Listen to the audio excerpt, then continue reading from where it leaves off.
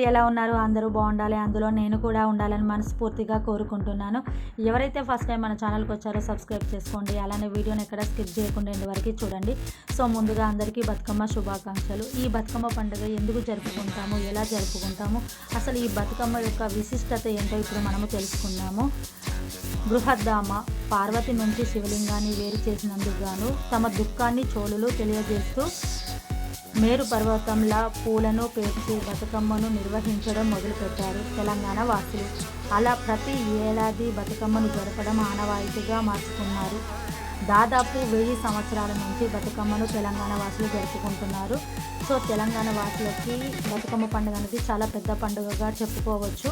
So అన్ని పండుగలలో బతుకమ్మ పండుగ తెలంగాణ వాసులు చాలా వైభవంగా జరుపుకుంటారు. అశ్వయుజ మాసం వచ్చిందంటే బతుకమ్మ పండుగ కూడా వచ్చినట్టే. భాద్రపద అమావాస్య నుంచి 9 రోజుల పాటు జరిగే ఈ పండుగని తెలంగాణ వాసులు చాలా ఘనంగా జరుపుకుంటారు. ఎన్ని పండుగలు వచ్చినా కూడా దసరా పండుగకి చాలా ప్రాధాన్యత ఉందన్నమాట.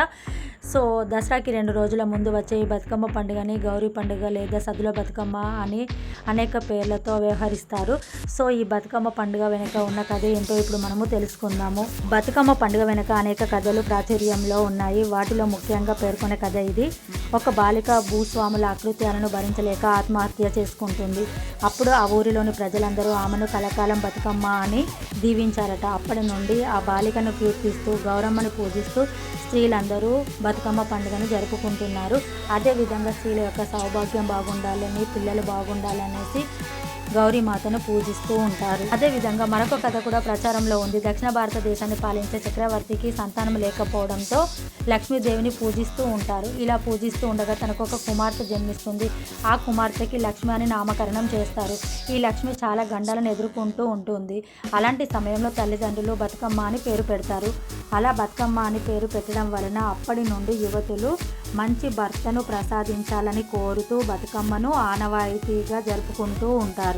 అదేవిధంగా బతుకమ్మ పండుగకు ఒక వారం ముందు నుండే ఇళ్లలో హడావిడి మొదలవుతుంది. బతుకమ్మ పండుగ కోసం ఎదురు చూస్తున్న తెలంగాణ ఆడపడుచులు పండుగకు వారం రోజుల ముందే పుట్టింటికి చేరుకొని ఆనందోత్సాహాలతో పండుగ సన్నాహాలు చేసుకుంటారు.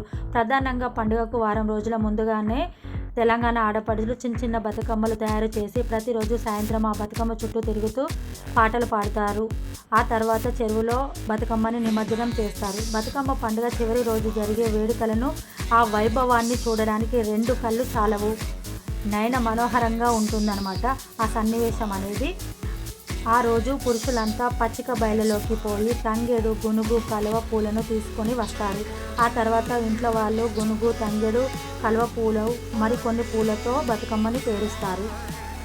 ఇలా రకరకాల పూలను తీసుకొని ఇప్పుడు బతుకమ్మను ఎలా తయారు చేస్తారో తెలుసుకుందాము. ఒక రాగి పళ్ళెం తీసుకొని అందులో వలయాకారంలో బతుకమ్మని పేరుస్తూ ఉంటారు. ఒక రంగు తర్వాత మరొక రంగుని వరుస క్రమంలో పెడుతూ బతుకమ్మని పేరుస్తూ ఉంటారు. అదేవిధంగా గునుగు పువ్వుని తీసుకొని కట్టలు కట్టి పేరుస్తూ ఉంటారు. ఇలా బతుకమ్మని అందంగా ఆకర్షణీయంగా పేర్చడం పూర్తయ్యాక పసుపు గౌరమ్మను చేసి బతుకమ్మ పైన పెడతారు. అదేవిధంగా దీపాలతో అలంకరణ చేస్తారు. ఈ అలంకరణ పూర్తి అయ్యాక పూజ గదిలో పెట్టి పూజిస్తారు. ఆ తర్వాత ఆడపడుచులందరూ కొత్త బట్టలు ధరిస్తారు. అదేవిధంగా ఆభరణాలు ధరిస్తారు. అందంగా అలంకరించుకుంటారు. ఆడపడుచులందరూ చాలా అందంగా ముస్తాబవుతారు. ఆ తర్వాత అందరూ ఒకే చోట చేరి బతుకమ్మ పాటలకి అనుగుణంగా చప్పట్లు కొడుతూ బతుకమ్మ ఆటలు ఆడుతూ బతుకమ్మ ఆడుతూ ఉంటారు. అదేవిధంగా తెలంగాణ ఆడపడుచులు తమను తాము మర్చిపోయి చాలా సంతోషంగా బతుకమ్మ ఆడుకుంటూ ఉంటారు. ఒకరు పాట పాడుతుంటే మిగతా వాళ్ళందరూ కోరస్ పాడుతూ ఉంటారు. అదేవిధంగా ఆ పాటకి అనుగుణంగా చప్పట్లు కొడుతూ బతుకమ్మ ఆడుతూ ఉంటారు. ఇలా రోజంతా తెలంగాణ ఆడపడుచులు చాలా సంతోషంగా సెలబ్రేట్ చేసుకుంటారు. అదేవిధంగా తెలంగాణ ఆడపడుచులకి చాలా ఇష్టమైన పండుగ, అదేవిధంగా చాలా పెద్ద పండుగ అనమాట. ఈ బతుకమ్మ పండుగ అనేది చాలా అంటే చాలా పెద్ద పండుగ అనమాట. ఇలా బతుకమ్మ ఆడడం పూర్తయిన తర్వాత బతుకమ్మలన్నింటినీ తీసుకువెళ్ళి పారే నదిలో నిమజ్జనం చేస్తారు. ఇలా నిమజ్జనం చేసిన తర్వాత తీసుకువెళ్ళిన గౌరమ్మని అందరికీ పసుపు బొట్టుగా ఇస్తారు. ఇలా ఎంగిల్ పూల్ బతుకమ్మ అనేది కంప్లీట్ అవుతుందన్నమాట.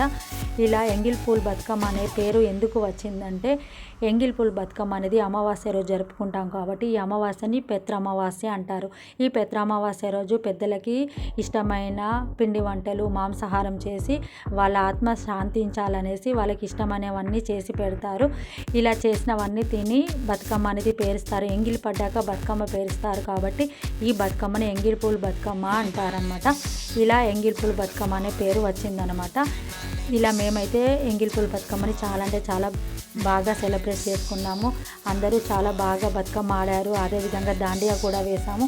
మేమైతే మా కాలనీ వాళ్ళందరం ఒకే దగ్గర గ్యాదర్ అయ్యి చాలా అంటే చాలా బాగా సెలబ్రేట్ చేసుకుంటాము.